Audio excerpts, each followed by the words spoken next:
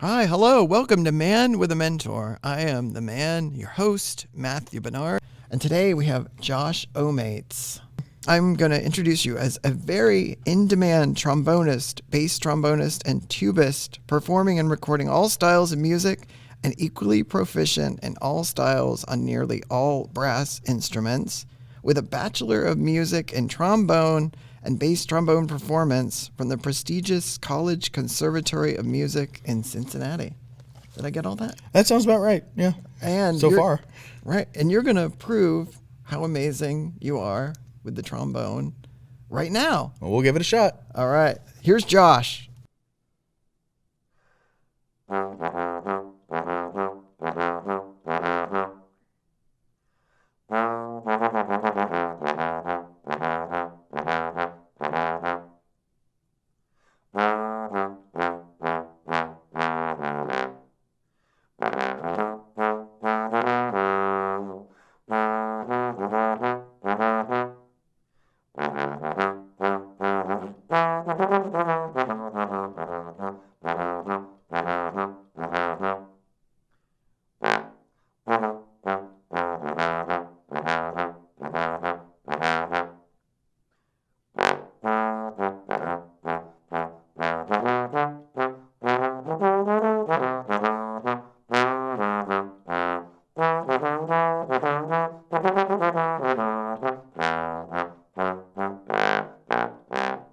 That was awesome, Josh. Oh my God. I don't know how you just did that right now. Right? Like, how do you... I'm what they call a professional. I'm wondering, like, go back to like when you were little. Like, did you just pick up? Did someone buy you a horn, or did you pick one up and then you just took to it and you knew you'd be good at this, or how did it happen? So when it came to, and a lot of this stuff is before like object permanence and memory developed. This was when I was like 2 and 3, you know, that type of age where like a child doesn't quite have that object permanence yet. But apparently my mother had bought me this toy piano, and it was like this, you know, tiny little 2-scale piano. And most children, if you give them a piano, they'll just like start smashing the keys. Right. According to her, and I cannot corroborate this because I was 2, but I just put my fingers on it as if like an actual piano player would. According to my mother, who is, while not a musician, she is now a music appreciator, but she was like, there's something there. And so at the age of 3, she started me with piano lessons, and I started on piano for about 10 years. All right. From the age of 3 until 13. Oh, gotcha. So, and then then the horns started to come in 6th grade. I went to I was in the Lakota School District in Liberty Township, and they had this demo night for, you know, the 5th graders going into 6th grade band that can choose their instrument. And I wanted to do the trumpet initially, and the band director at the time, who was Dave Thomas, said, Did he also own Wendy's? No, it's not that no. Dave Thomas. Oh. That would be really cool. But he said, at band practice, you get a hamburger every day. yeah, always fresh, never frozen. And but so I said, yeah, I want to play the trumpet. And he said, well, we actually have 32 trumpet players already lined up, so that's not really going to be an option. And so I'm like, well, what's the next closest thing? And he's like, well, trombone would be the next thing. I said, all right, let's go with that. And so 6th grade, I picked up the trombone, and it just sort of fit. You know, it sort of, you know, fit my arm length, fit my overall size and build. I'm kind of wide set shoulder-wise anyway, so that sort of helped. I wasn't like, you know, being pressed on with the instrument. And then the mouthpiece was just the right size for my face, and so when I was able to make a sound, it didn't sound horrific. It sounded not great, but it wasn't like a refrigerator moving across a linoleum floor, like, right? It was actually like there was something there. Right. And again, my mom, who has been sort of the guiding light, as well as my grandmother, both have just sort of been like, guiding me in this direction, because they recognized that even when I, at the time, even taking piano, I was like, this is fun, but, you're a child. You have other things that you want to do.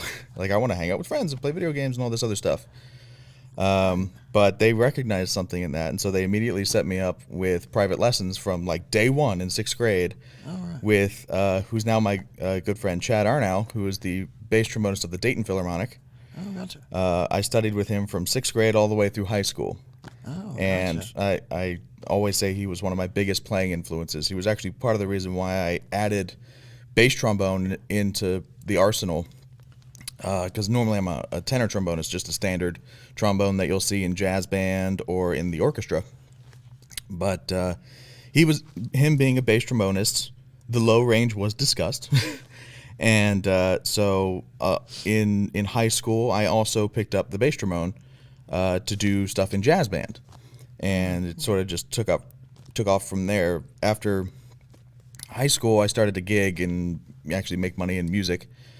I'm like, oh, maybe I could do this for a living. That'd be kind of cool. Oh, yeah, because I was gonna ask, like, is there ever any like fear or trepidation as a young person that you're good, but there's also like a million other 10th graders out there that might be just as good, and you might make it, but you might not have something else to fall back on, young man. How did you just say like, no, I'm going full in? When that question always came up, particularly from my parents, who I'm the only musician in the family. My mom's family and my dad's family, none of them are musicians. They're all sort of they were all athletes when they were younger, and they worked in different parts of industry and other jobs there. So they weren't really musicians outside of evidently my biological grandmother, who I never met. She died when my father was young. Was a concert violinist in Cleveland. Gotcha. So that's like the one like musical influence there that I think sort of carried through. But no, in terms of any self-doubt, my parents being athletes coached me sort of like how athletes are coached, right? They're like, if you want to do this, you have to commit everything to it and go for it. And don't worry about the doubt stuff if you just keep working at it and, work smart and hard at the same time and just keep it going down that path. Don't compare yourself to others. You'll make it eventually. And I'm very lucky right now I've never once doubted. Like, even at 6th grade, year one, I was like, I want to do music. And I even said I was going to go to CCM. I wrote a little letter, or a paper rather, in 6th grade English class that said, what do you want to do when you grow up? And I said, well, after I graduate high school, I'm going to attend the College-Conservatory of Music and become a trombone player. And that's exactly what's happened. Wow. And never once was I like, oh, I think I might want to change career. In this field, if you have any doubt at all, then you're already sort of compromised in that regard, in my opinion. You have to want to do nothing but music and like live it and enjoy it. And there's nothing I love doing more than being on stage, recording, writing music, and even going insofar as now I do, instrument repair and stuff like that. I consider that still music related, right? And so even if I'm not on accountant stage, by day, yeah, or what? Eventually I'll sleep. Right. I was gonna ask, growing up or through high school or even into college or whatever, like, how does commitment look? Is it 2, 3, 4, 5 hours a day practicing, or like or does it vary, or were your parents like, it'd be better if you did another half an hour, young man? So this may be in the music world that there are people that put in a ton of time and like hours and hours and hours, and they don't really make that much progress compared to the amount of time that they put in it. I'm more the mindset, and Chad encouraged me in this way as well, that if you can put in an hour or two of absolute laser focus and just fix the stuff that needs fixed and then apply it to what you're working on, rather than spending 7-8 hours in a practice room where the grand total of time that you play may only be that 1 to 2 hours, right? There might be, you have to leave the practice room and go get lunch, or one of your friends walks in and you have some, get to hang out with them for an hour or whatever it is, where for me, when it's time to practice, I literally think of nothing else but what I'm working on for a grand total of 1 to 2 hours spread across, 2 to 3 hours in a day.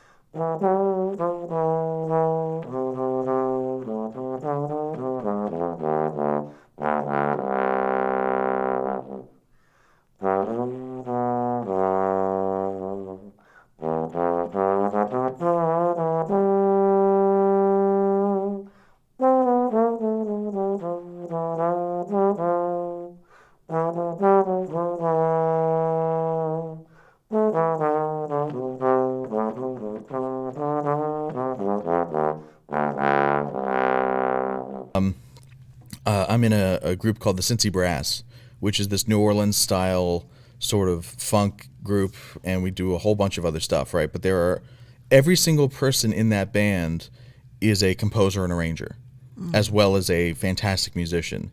And the three that really stand out to me are Eric Leckleiter, Paul Glader, and Dominic Marino. And those three, I just spent some time with them because I wanted to get into, I wanted to not only contribute to the band, but do some of my own projects. I wanted to, take this massive orchestral piece, for instance, and just arrange it down for, trombone choir, just a 8 trombones or a brass section from an orchestra, right? And to be able to do all that to where it sounds authentic and is also playable, right? It's not just what sounds good in the computer. So any of my composing and arranging, I did through practical application. And there were some opportunities for me to do that at CCM. The tuba professor there, Tim Northcutt, had me arrange a few pieces for like the CCM brass choir. For like solo accompaniment, I would take a piano part and voice it out for the brass choir to accompany a soloist. Or like he had me do Back in Love for the tuba euphonium choir at his school, which is a very interesting choice. It ended up working pretty well, but it was like okay, get some unorthodox requests. Right. And so I needed to learn how to be able to do that. And so I would spend time, and a lot of it was trial and error. But after I was done with what I thought was a completed piece, I would send a PDF to Dom or Eric, and I'd be like, how's this look? And they would go, here's a list of things, a laundry list of things that you need to do to fix this. Right? It's like you have these two voices competing with each other. They need to be in harmony. You like even just formatting stuff, you need to make sure it's readable. These notes are crushed together. There's actually a setting that you can hit to expand it to where it looks readable, and like all this other stuff. And it's all just practical stuff. I didn't have to sit down, an hour a day in a classroom at 8 a.m, falling asleep like that. Right. Like I did in my master's theory. Still passed. Right. But in order to make this stuff work, and this is still a relatively new process. It's only been the last couple of years where I've really started to delve into that. Usually, right? So to get better at trombone, I took lessons from Chad Arnow and then moved to Tim Anderson at CCM. Right. It was one-on-one. For composition, I would work with Dominic Marino or Eric Leckleiter or Paul Glader to further refine that, and then just continue that work progression on my own. The same thing happened here when it came to instrument repair. So I started working at a local music store back in 2015. I just graduated, so 2016, 2017 era. And my initial thought was to learn how to repair instruments, and then I ended up going into sales. But spending a lot of time in the repair shop up there, I sort of got an idea of, I think I could do this. Right. I sort of I'm starting to get a better understanding of the, how things work and stuff like that. But it wasn't until after 2017 when my business partner, George Schlub of Schlub Brassworks, moved back to the States. So he was a Columbus native, was overseas, trained how to make brass instruments in Germany, and toured all over Europe as a trumpet player, and then established Schlub Brassworks in Southeast Asia. Oh. He lived in Singapore for a while, and honed his craft there. Specifically in brass. His family owned the Loft Violin Shop in Columbus, so he started out as a luthier, and then moved into brass because, I don't know, maybe he got some sense. We'll just, the comment section on this would be a little ridiculous, just full of angry string players. I love you all. It's fine. It's just a joke. Right. But when he moved back to the States in around the same time, he visited the store, and I got to talk with him for a little bit. Called him. I said, "Hey, can I invite you over for coffee or something? I have a proposition for you." And so nothing creepy about that. Well, no, I'm just kidding. A business proposition specifically involving music, right? And so he came over, and we talked for a while, and I said, "Hey, I know you are a master brass craftsman. And I know you had a pretty successful repair and manufacturing business in Southeast Asia. You're in the States now. Do you need some help? I would like to learn how to run your shop if you need an extra hand for, any sort of thing. I just love to, that one-on-one, like I mentioned before." And you just said yes. And George in general is, he can be kind of intimidating to a lot of people that don't know him, and so the fact that he said yes, I was like, okay, sweet. And so after that time, I'd end up leaving that music store and going to apprentice with George, and I still work with him to this day. It's not like I've graduated or anything. I'm still very much learning from him all the time, mostly just watching and observing. I mean, I've been apprenticing with him for the last, this would be year 6, 2017. So yeah, this would be year 6 of working with him. Wow. So when Omaits Music came about, I sort of established it at the same time as this, but not for instrument repair. I initially was a salesman at this other music store, so I wanted to, eventually open a storefront and stuff like that, selling, instruments and cases that, other people make, or mouthpieces or whatever it is. But having been apprenticing with George, I sort of changed the concept of that, because there are plenty of other retail outlets that people can go to, that if you want a brand new factory instrument, or you just need a basic, brand mouthpiece or stuff like that, you can just go and buy it. You can either order it online, or there's usually a local retail store that actually has a storefront. Where I sort of changed it to where I have this sort of online presence, where if someone wants to order something, I deal in Warburton mouthpieces or ProTech instrument cases, Schlub Brassworks instruments.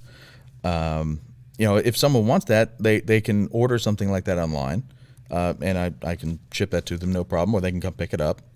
But the main thing I wanted to do was kind of do instrument repair. There is a major need in everywhere, but specifically in this sort of area of Southwest Ohio, where the actual repair industry and the manufacturing, the instrument making industry, is just a dying art in that regard. And where would people find you at? Like, tell me your site. So it's at omaitsmusic.com. OMAITSMUSIC. Omaits Music, just like it sounds. .com. You can. I was going to say not just quite like it sounds, because it could be Omates, like Omaits, like Omaits, put yeah, some like- shrimp on the barbie, mates. Or like the Irish with an apostrophe, Omaits, right? Right. So yeah. spell it again Josh in Omaits, case right? people. Omaits, Omaits. I promise you, if you just Google that name, not even like the full website, you'll find me. There's literally only one of me in the entire world with this name. I've checked. Oh wow! And There we go. thank God for that. As my wife would say, it's like there cannot be more than 2 of you in the world. It's like, come on, it's like just one is enough. Yeah, that's the upside of having like an unusual name. Yeah. Is that, like, Search engine optimization. I Right. don't need to look very far. No. All right. Well, that's amazing, and you're gonna pick up that instrument again right now and play us something as we head out of here. All right, if you insist. We'll do something classical this time. All right. I want to thank my guest, Josh Omaits. Yeah, thanks so much for having me on. His This was fun. amazing trombone abilities, and we're going to hear some more right now. Here we Thanks go. for watching Man with a Mentor. Out.